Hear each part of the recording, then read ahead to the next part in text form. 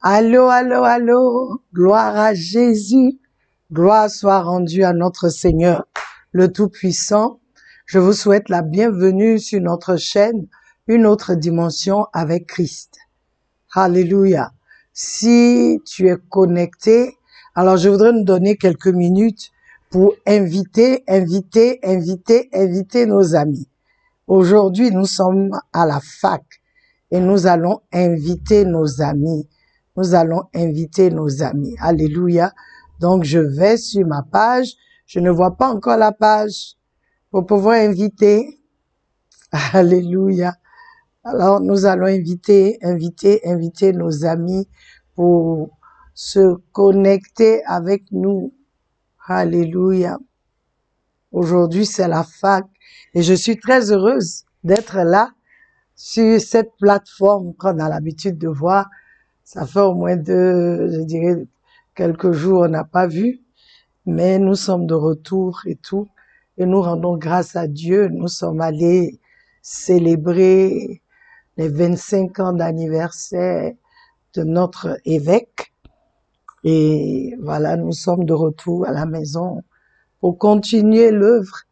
Et nous rendons grâce à Dieu pour cette opportunité qu'il nous donne. Donc, je ne sais pas si vous êtes connectés. Si vous êtes connectés, parce que j'essaie, moi, voilà, je pense qu'on est connectés. On est connectés. Donc, si tu l'es, alors je t'encourage à inviter tous tes amis, invite tout le monde, tous ceux que tu peux inviter. Comme vous voyez, j'ai mon téléphone pour inviter. Donc, on a quelques minutes pour ça. Même pas, je dirais, quelques secondes pour inviter vos amis. Alors, j'y vais, j'invite pour ce temps que nous allons passer ensemble.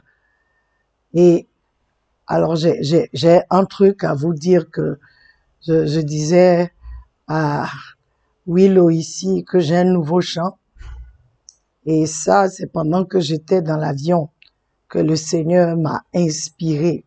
Alléluia. Ce n'est pas pour se bluffer, mais c'est pour dire que il y a des choses, Dieu utilise tout pour nous parler, pour nous inspirer. Alors, voilà un peu. Je pense que j'ai fini d'inviter. J'envoie, voilà. Toi aussi, invite tes amis à se connecter sur une autre dimension avec Christ. Voilà. Alors, comme je disais, bienvenue sur notre plateforme. Bienvenue, je suis très heureuse d'être là. Et ce soir, avant de commencer ce temps de foire à la question, aux questions, j'étais dans l'avion et vraiment c'est encore venu en moi la grandeur de Dieu et la grandeur de Dieu, les choses que Dieu fait pour nous. Ça m'a touché et il y a un chant qui m'est venu, des paroles, je n'ai pas encore tout mis ensemble, mais je donne un peu le bout. Je chante d'abord en anglais qui dit Up high in the sky, under in the valley. Up high in the sky, under in the valley. You are still Lord in charge. You are still Lord in control. You are still Lord in charge. You are still Lord in control. Up above, heaven bow to you. Below, under, you still stand tall. Up above, heaven bow before you. Below, under, you still stand tall. Là-haut dans le ciel, en bas dans la vallée, là-haut dans le ciel, en bas dans la vallée. Tu es toujours le Seigneur en charge. Tu es toujours le Seigneur au contrôle. Tu es toujours le Seigneur en charge. Tu es toujours le Seigneur au contrôle. Là-haut, le ciel s'incline devant toi. En bas, sous terre, tu tiens toujours debout. Là-haut, dans le ciel s'incline devant toi. En bas, sous la terre, tu tiens toujours debout. Up high in the sky, under in the valley, up high in the sky, under in the valley.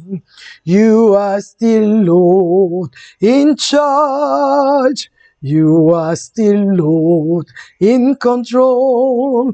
You are still Lord in charge. You are still Lord in control. Up above, heaven bowed to you. Below, under, you still stand tall.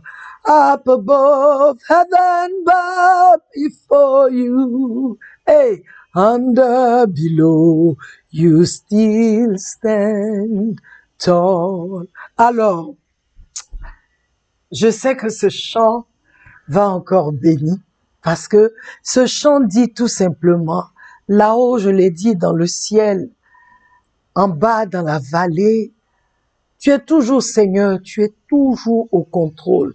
Tu es toujours, c'est toi qui as la charge des choses. Ça dit, tu peux regarder la terre, tu peux regarder les choses qui se passent, peuple de Dieu, mais je veux te dire que Jésus est toujours au contrôle. Dieu n'a pas perdu la main. Parce que souvent c'est ça.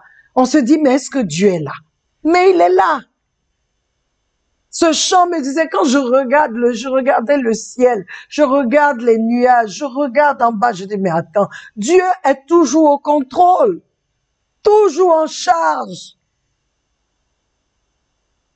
Le ciel continue de s'incliner devant lui. En bas ici, sur la terre, sous la terre, Dieu se tient toujours debout. Il n'est pas, on n'a pas lutté, il n'est pas quelque part, il est toujours debout, il est toujours Dieu. Je veux dire à quelqu'un, les temps peuvent être durs, les temps peuvent être mauvais, mais n'oublie pas que ton Dieu, mon Dieu, est toujours au contrôle.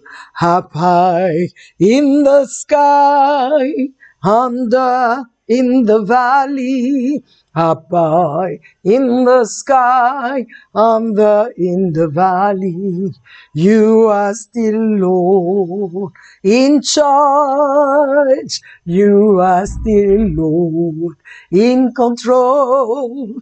You are still Lord in charge. Regarde le problème, regarde la situation, regarde ce que tu confrontes et dis, tu es toujours Seigneur en charge. Tu es toujours Seigneur au contrôle. Tu es toujours Seigneur en charge. Tu es toujours Seigneur au contrôle.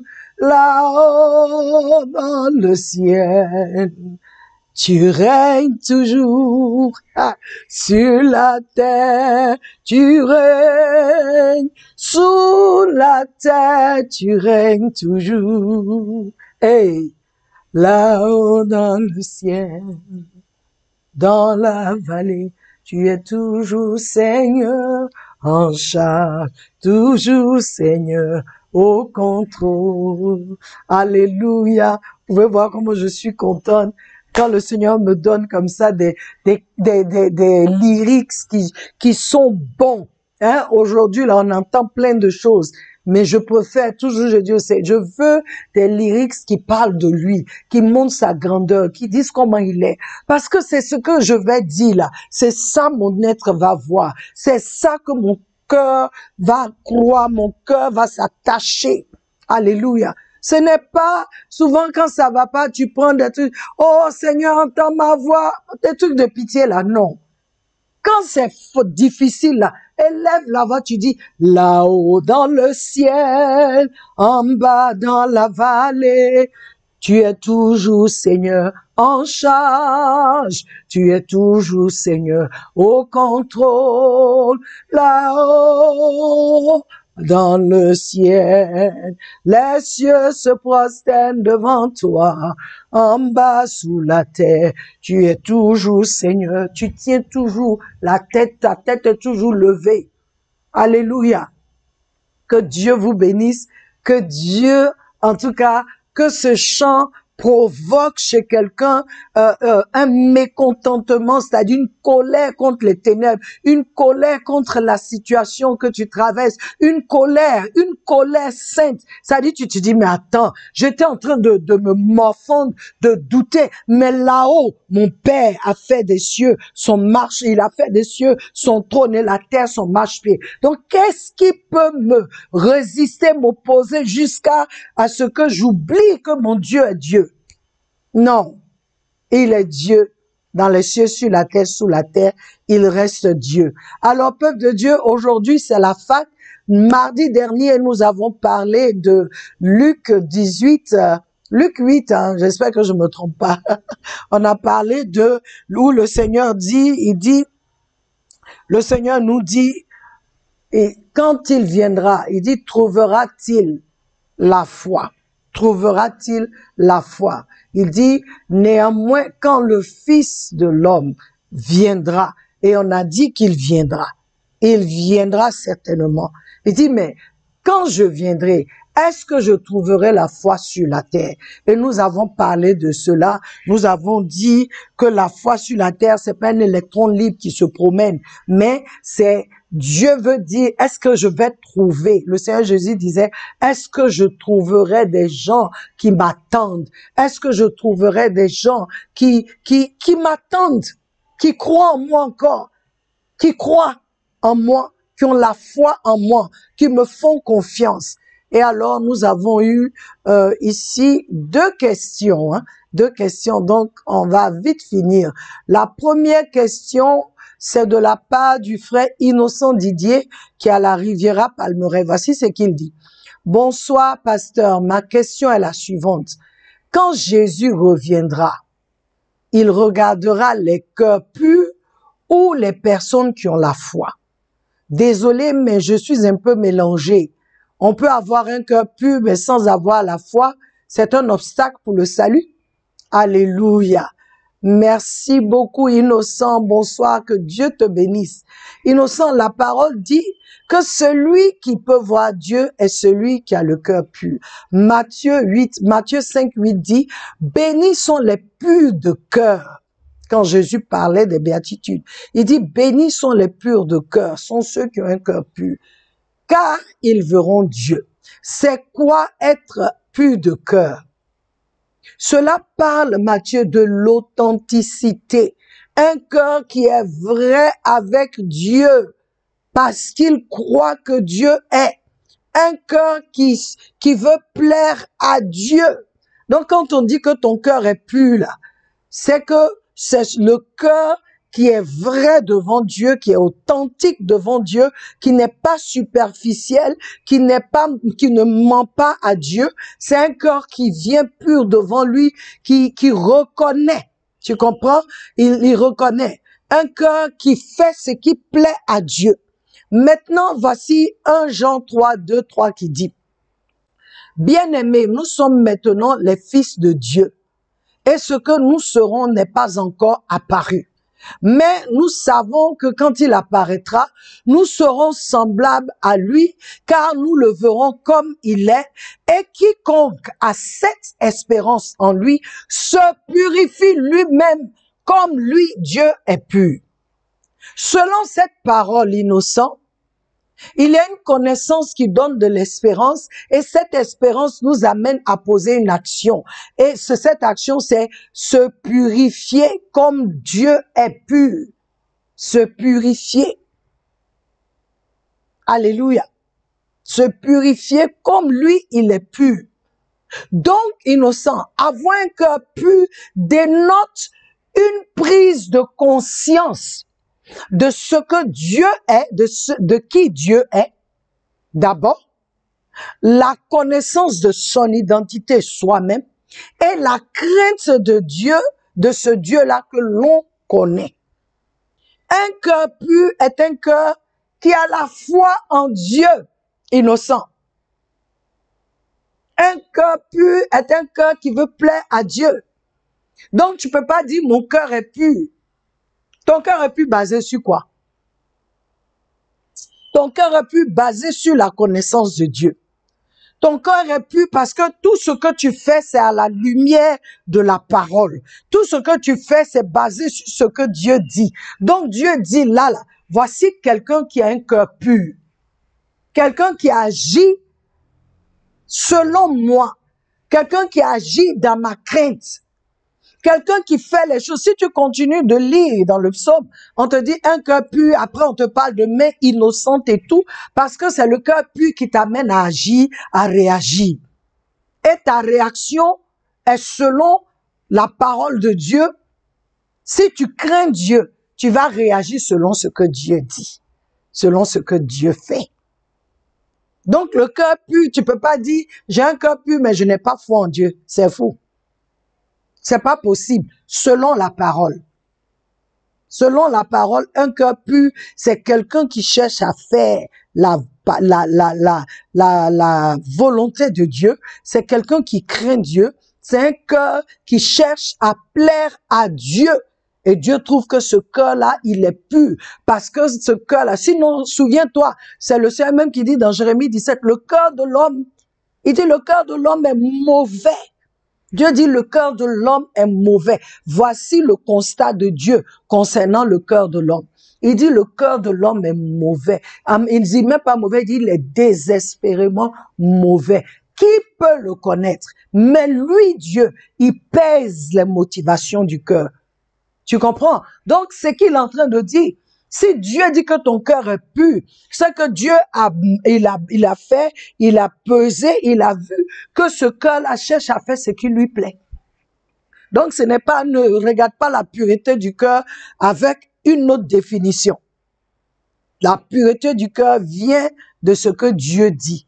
Et ce que Dieu dit, un cœur pur, c'est un cœur qui craint Dieu, un cœur qui cherche à plaire à Dieu, un cœur qui marche dans la justice, un cœur qui cherche à plaire à Dieu.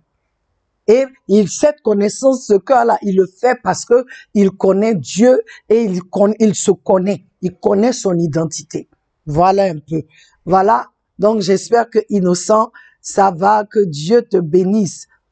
Tu ne peux pas dire que tu as un cœur pur et puis tu n'as pas la foi en Dieu parce que la pureté de ton cœur émane de la parole, émane de la connaissance que tu as de Dieu. Sinon, l'homme même là, son cœur est mauvais comme Dieu l'a dit. C'est l'état. Dieu a jugé le cœur de l'homme. Il dit, voici l'état du cœur de l'homme.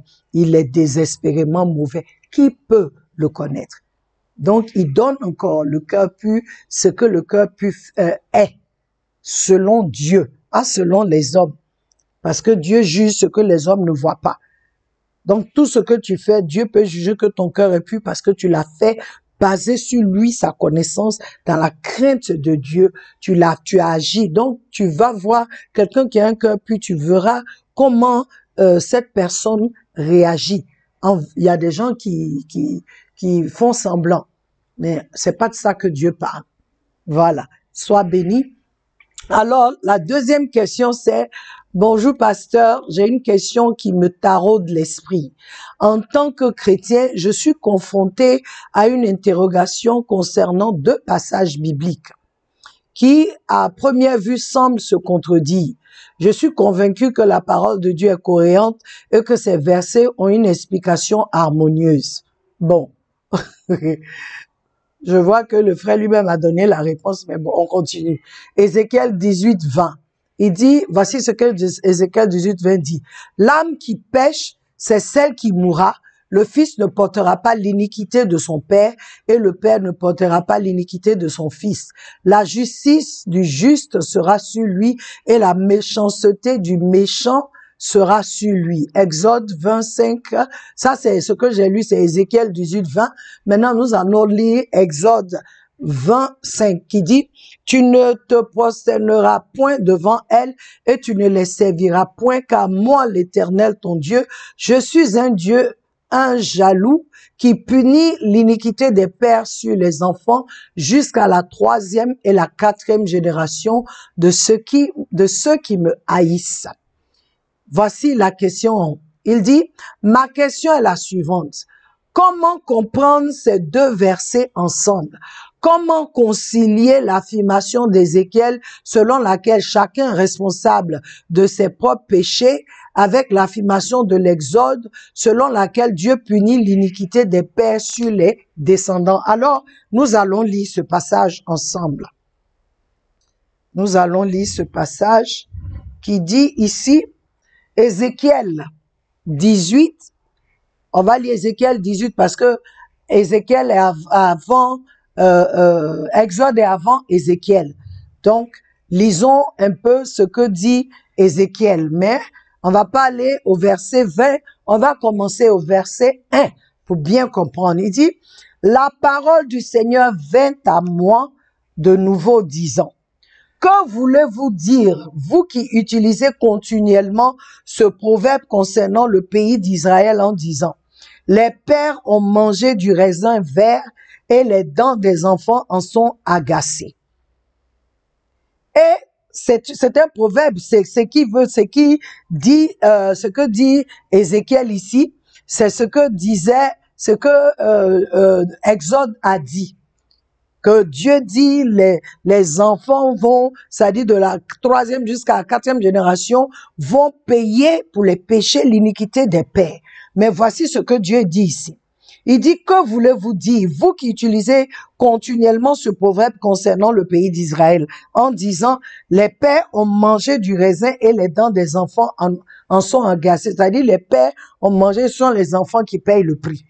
Il dit, comme je suis vivant, dit le Seigneur Dieu, vous n'aurez plus l'occasion d'utiliser ce proverbe en Israël. Comprends bien. Il dit, vous n'aurez plus. Et il dit, voici, verset 4, toutes les âmes sont à moi comme l'âme du Père, ainsi aussi l'âme du Fils est à moi. L'âme qui pêche, celle-là mourra. Qui ne mange pas sur les montagnes, qui ne mange pas sur les montagnes, qui ne lève pas les yeux vers les idoles de la maison d'Israël, qui ne déshonore pas la femme de son voisin, ni ne s'approche d'une femme pendant sa souillure mensuelle, et qui n'aura opprimé personne, qui aura rendu au débiteur son gage, qui n'aura pas dépouillé par la violence, qui aura donné son pain à l'affamé et aura couvert d'un vêtement celui qui était nu. Celui qui n'aura pas prêté avec intérêt, qui n'aura pris aucun surcroît, qui aura détourné sa main de l'iniquité, qui aura rendu un jugement selon la vérité entre homme et homme, qui aura marché selon mes statuts et aura gardé mes jugements pour agir en vérité, celui-là est juste et certainement il vivra, dit le Seigneur Dieu. S'il a engendré un fils qui soit un voleur répandant le sang et qui fasse une quelconque de ces choses et qui ne fasse aucun de ses devoirs, mais qui aura mangé sur les montagnes et déshonoré la femme de son voisin, qui aura opprimé le pauvre et l'affligé, qui aura dépouillé par violence, n'aura pas rendu le gage et aura levé ses yeux vers les idoles et commis l'abomination, qui aura prêté avec intérêt et aura pris un surcroît, vivra-t-il? Il ne vivra pas. Il aura commis toutes ces abominations. Certainement, il mourra. Son sang sera sur lui.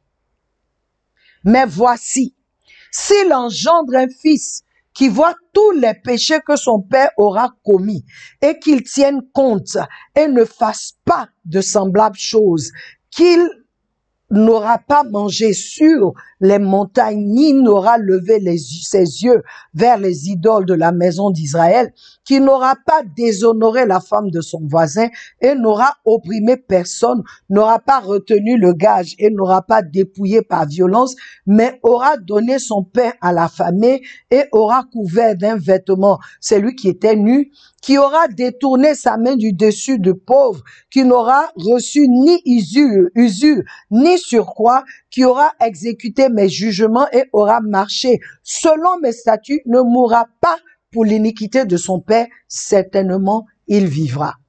Quant à son père, parce qu'il a cruellement opprimé, dépouillé son frère par la violence et fait ce qui n'est pas bon au milieu de son peuple, voici lui, il mourra pour son iniquité. Cependant, vous dites pourquoi le fils ne porte-t-il pas l'iniquité de son père, quand le fils a fait ce qui est selon la loi et ce qui est droit et qu'il a gardé tous mes statuts et les a fait, certainement il vivra.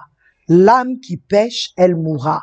Le fils ne portera pas l'iniquité du père et le père ne portera pas l'iniquité du fils. La droiture de l'homme droit sera sur lui et la méchanceté du méchant sera sur lui. Alléluia. Je pense que si tu avais lu tout le passage, tu aurais compris. Le Seigneur dit, oui, effectivement, je l'ai dit, que voici ce qui va se passer. Mais je vous dis maintenant, toutes les âmes m'appartiennent. Moi, Dieu, ce proverbe-là, vous n'allez plus le dire pour dire que les pères ont mangé du raisin vert et les dents des enfants sont sorties vertes. Non. Ça ne va plus arriver. Parce que tu peux naître dans une famille d'idolâtres et puis toi, ton cœur est droit devant Dieu. Dieu dit, il ne va pas te punir pour ton père. Ça, c'est l'Ancien Testament. Alors, je veux te dire que dans le Nouveau Testament, Didier, dans le Nouveau Testament, voici ce que Dieu dit. Dieu nous dit dans le Nouveau Testament que Jésus est venu. Jésus a pris sur lui, il a pris sur lui nos péchés, nos transgressions. Le châtiment qui devait tomber sur nous est tombé sur lui. Il a pris nos péchés, il est mort pour nous. Donc aujourd'hui, celui qui a accepté Jésus, même si ta famille, tu viens d'une famille de sorciers, tu viens d'une famille d'idolâtres, la Bible dit que tu es sorti de cette famille-là. Il t'enlevait des ténèbres. Le sang de Jésus nous a transféré des ténèbres, du royaume des ténèbres au royaume de lumière. Donc, tu peux te tenir sur cette parole-là pour dire à tout esprit qui veut faire une réclamation, tout esprit qui veut venir contre toi, pour dire que voilà, toi, ton ancêtre est un idolâtre, c'est voilà les alliances de ta famille. Si tu vas leur dire, oui, cette famille biologique, mais moi, je fais plus partie spirituellement, je suis sorti de là, parce que je ne suis plus dans les ténèbres. Dieu m'a enlevé par le sang de son Fils, je suis dans la lumière, et parce que je suis dans la lumière, je proclame que ce qui a été fait dans telle famille ou telle famille, où on dit que je suis de cette famille biologique, je veux proclamer et je proclame que ces choses ne peuvent pas me toucher, aucune réclamation ne peut, toute influence j'annule, parce que Jésus a versé son sang pour moi. Alléluia. Donc je voudrais que ça soit clair. Donc j'espère que tu as compris. Si tu lis du verset 1 jusqu'au verset 20, tu comprendras ce que Dieu est en train de dire. Tu comprendras ce que le Seigneur est en train de dire. Le Seigneur est en train de dire que il n'est pas, lui Dieu, voici ce qu'il a dit pour l'idolâtrie. Mais maintenant il dit que tu peux naître dans une famille d'idolâtres et puis toi, tu fais la loi. Il dit celui qui agit droitement ne va pas mourir pour l'iniquité des pères. C'est fini. Et il dit encore, celui qui pêche, c'est lui qui paye. C'est pas quelqu'un d'autre. C'est ce que Dieu a dit. Maintenant, il y a un péché où tous les êtres humains, on est dedans à cause d'Adam. Donc, qu'est-ce que Dieu a fait? Il a envoyé Jésus-Christ, son Fils. Il a offert son Fils à la croix parce que le prix à payer pour ça, c'était la mort. Donc, Jésus est venu mourir pour nous et il a payé pour nos dettes. Donc, si tu es encore là, que tu m'écoutes, que tu n'as pas encore donné ta vie à Jésus, fais-le vite parce que pour ce péché-là, Si tu ne donnes pas ta vie à Christ, tu iras en enfer. C'est ce que la Bible dit. Tu vas payer le prix. Or, Jésus est venu payer le prix, sauver l'humanité. Il est venu sauver l'humanité. Il est venu sauver l'homme. Il est venu sauver ce monde. Donc, toi et moi, nous devons donner nos vies à Christ. Nous devons accepter le sacrifice que Christ a fait pour nous à la croix. Et là, il y a aucun démon qui peut venir dire qu'il vient t'attraper. Quand il vient, ils vont essayer. Mais quand il vient, tu te tiens sur une parole pour dire, tu viens m'attaquer, mais voici, Christ a payé le prix pour moi. Tu viens m'attaquer basé sur une alliance des parents biologiques, mais je veux te dire que moi, je fais partie de la famille de Christ. Et à cause de cela, j'annule cette alliance diabolique qui peut m'influencer me concernant. J'annule, je détruis tout ce qui peut faire que toi, tu peux avoir accès à moi. Je ferme toutes les portes dans le nom de Jésus. N'oubliez pas, nous sommes dans un combat, mais nous avons gagné. Jésus dit, nous sommes plus que vainqueurs parce qu'il a vaincu le monde pour nous. Alors aujourd'hui, peuple de Dieu, voilà, nous nous arrêtons là. Et je voudrais que tu n'oublies pas que là-haut, dans les cieux, Dieu règne. En bas, dans la vallée ici, il règne. Sous la terre, il règne. Il est toujours Seigneur. Là-haut, dans les cieux, en bas, dans la vallée. Là-haut, dans les cieux, en bas, dans la vallée. Tu es toujours Seigneur. En charge, tu es toujours Seigneur. Au contrôle, tu es toujours Seigneur. En charge, tu es toujours Seigneur. Au contrôle. Je veux que tu le saches. Là-haut, au-dessus de tout, les cieux se prosternent devant toi. En bas, en dessous, tu tiens toujours debout. Ah, je veux que quelqu'un sache ça. Le Seigneur est toujours Seigneur. Il ne change pas et il ne va pas changer. Que le Seigneur vous bénisse, que la main du Tout-Puissant soit sur nous, que cette année de foi qu'il nous donne, qu'il te donne une parole, qu'il me donne une parole toujours. Voilà, moi, je viens de recevoir un chant qui me fait encore du bien. Alors, avant de commencer en février, Dieu nous avait donné un chant encore, il est toujours le même. Et encore, voici un second chant. Je prie qu'il me donne chaque fois encore des chants pour montrer que il est Dieu, il est toujours en charge, il est au contrôle de toutes choses. Que le Seigneur vous bénisse, qu'il vous garde, que sa main soit sur vous. Je vous souhaite un très très bon week-end, un très bon culte demain. Ne reste pas à la maison, ne reste pas pour regarder sur Facebook. Va en présentiel et prends l'onction pour commencer ta semaine dans le nom de Jésus. Je vous aime, Jésus vous aime plus. Nous nous retrouverons encore ce mardi pour parler de la prière dans la foi. Soyez bénis, Jésus vous aime. Amen.